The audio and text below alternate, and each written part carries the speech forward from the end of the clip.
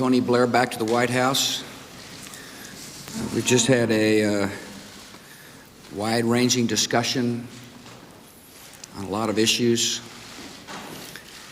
I appreciate my friend's commitment to peace and security. I appreciate his vision. I appreciate his willingness to lead. Most importantly, I appreciate his understanding that after September the 11th, 2001, the world changed, that we face a common enemy, terrorists willing to kill innocent lives, that we now recognize that threats which gather in remote regions of the world must be dealt with before others lose their lives. Tony Blair is a friend. He's a friend of the American people. He's a friend of mine. I trust his judgment, and I appreciate his wisdom. Welcome. Well, first of all, can I say how delighted I am to be back in the White House and to see President Bush. And as he's just described to you, we had an excellent discussion covering all the key issues of the day. And I would like to praise his leadership in the world since September the 11th, particularly, on what I think are the two key issues that face our world today, which are issues of international terrorism and weapons of mass destruction. And I think both of those issues come together because they threaten the peace and the order and the stability of the world. And what is essential is that in every respect, in every way that we can, we mobilize international support and the international community in order to make sure that these twin threats that the world faces are dealt with. And I've no doubt at all that we can deal with them. But we should realize those two threats, terrorism, weapons of mass destruction, are not different. They're linked. And dealing with both of them is essential for the future peace and security and prosperity of the world. Thank you. Fournier, here's what we're going to do. I will call upon a reporter. The Prime Minister will call upon a reporter. And we'll do this 3 different times. I'll start with you. First of all, you violated the 2-question rule, as usual.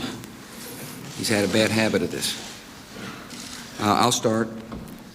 Saddam Hussein is not disarming. He is a danger to the world. He must disarm. And that's why I have constantly said, and the Prime Minister have constantly said, this issue will come to a head in a matter of weeks, not months. The whole point about the present situation is that when President Bush made his speech to the United Nations, when we went down the United Nations route, we passed Resolution 1441. And I think it really repays reading that, because we said very clearly that Saddam had what we said was a final opportunity to disarm, and that he had to cooperate fully in every respect with the UN weapons inspectors. As Dr. Blick said in his report to the Security Council earlier this week, he's not doing that. And therefore, what is important is that the international community comes together again and makes it absolutely clear that this is unacceptable. And the reason why I believe that it will do that is precisely because in the original Resolution 1441, we made it clear that failure to disarm would lead to serious consequences. So this is a test for the international community. It's not just a test for the United States or for Britain. It's a test for the international community too. And the judgment has to be, at the present time, that Saddam Hussein is not cooperating with the inspectors and therefore is in breach of the UN resolution. And that's why time is running out. Andy. This on for months will be resisted by the United States. And as I understand the Prime Minister, I'm loath to put words in his mouth, but he's also said weeks, not months. Secondly, I want to remind you, I was the guy that went to the United Nations in the first place. I said, why don't we come together as a world to resolve this issue once and for all? Why don't the United Nations stand up as a body and show the world that it's got the capacity to keep the peace? So, first of all, To answer the first one part of your question is this needs to be resolved quickly. Should the United Nations decide to pass a second resolution, it'd be welcomed if it is yet another signal that we're intent upon disarming Saddam Hussein. But 1441 gives us the authority to move without any second resolution.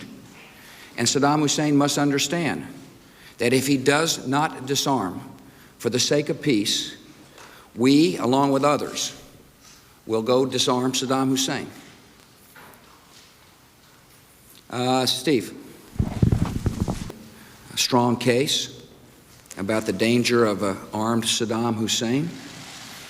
He will make it clear that Saddam Hussein is fooling the world, or trying to fool the world.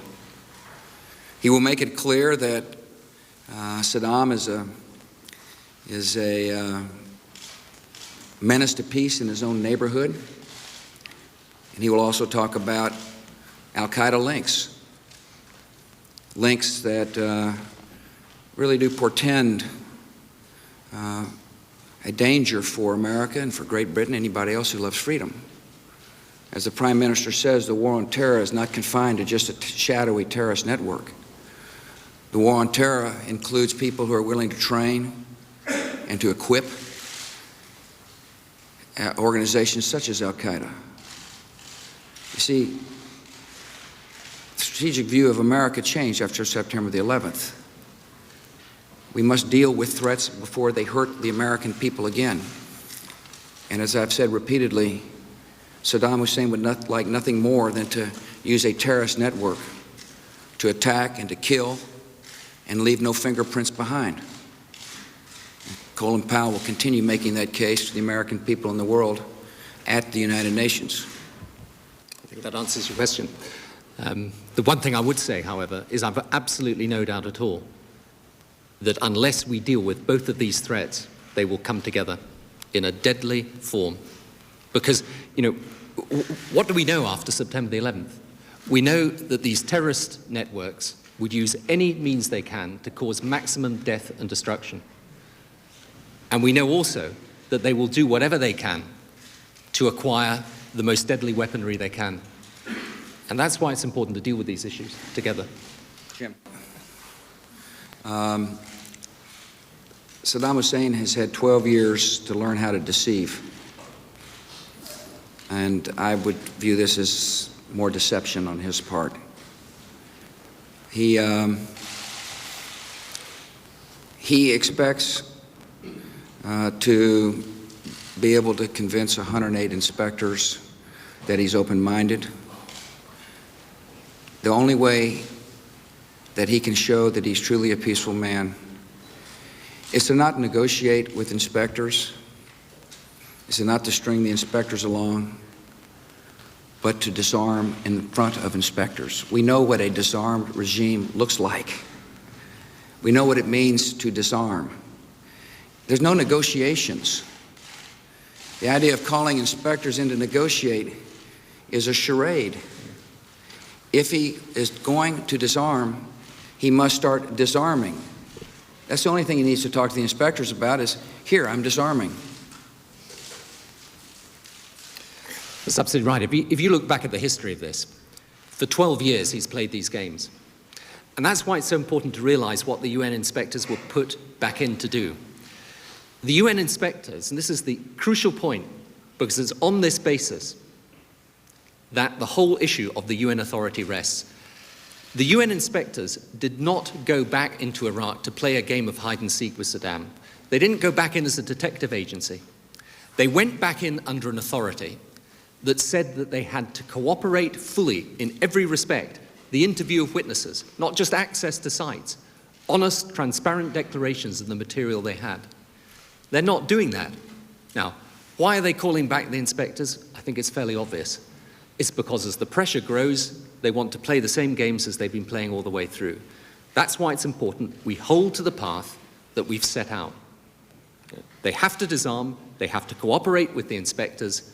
They're not doing it. If they don't do it through the UN route, then they will have to be disarmed by force.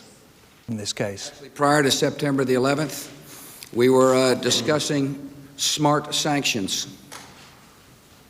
We are trying to fashion a sanction regime that would make it more likely to be able to contain somebody like Saddam Hussein. After September the 11th, the doctrine of containment just doesn't hold any water as far as I'm concerned. I told you the strategic vision of our country shifted dramatically. And it shifted dramatically because we now recognize that oceans no longer protect us, that we're vulnerable to attack. And the worst form of attack could come from somebody acquiring weapons of mass destruction and using them on the American people. Or the worst kind of attack could come when somebody uses weapons of mass destruction on our friends in Great Britain. Recently, Tony Blair's government routed out a poison plot. It should say to the people of Great Britain, there is a present danger, that weapons of mass destruction are a danger to people who love freedom. I want to congratulate you on your fabulous job of using your intelligence and your law enforcement to protect the people of Great Britain. Today, Italy rounded up yet another cell of people who are willing to use weapons of mass destruction on those of us who love freedom. And so, no, quite the contrary. My vision shifted dramatically after September the 11th because I now realize the stakes. I realize the world has changed. My most important obligation is to protect the American people from further harm, and I will do that. Thank you all very much.